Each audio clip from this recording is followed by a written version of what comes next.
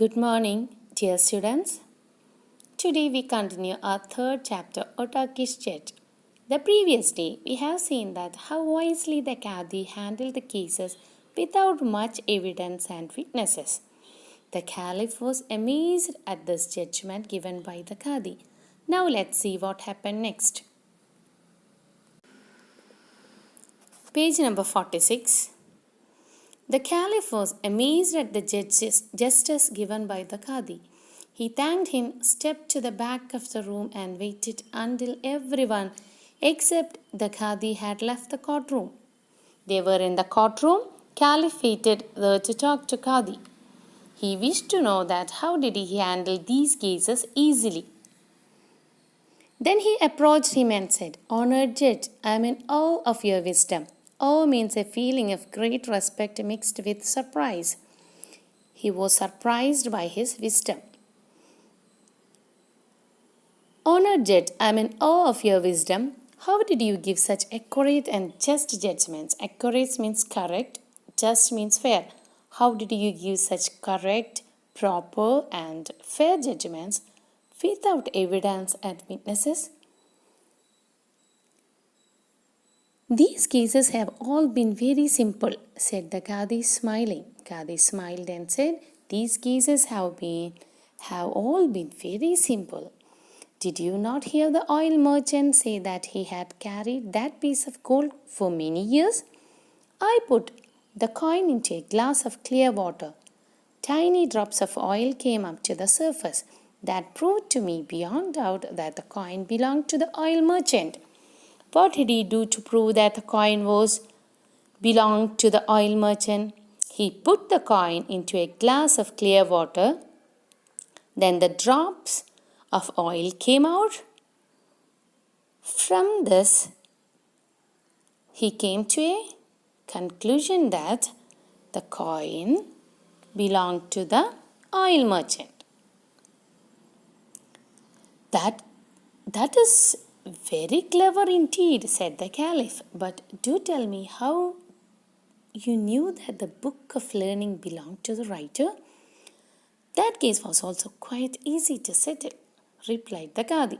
On looking closely at the book, I found that the pages most used were those on which the duties of writers and scholars were written. The book belonged to the writer. How did he solve the second case? On examining the book, he found that the most used pages were of those on writers and scholars were written. Normally, a writer will only be using those pages. So the second case also was too easy for him.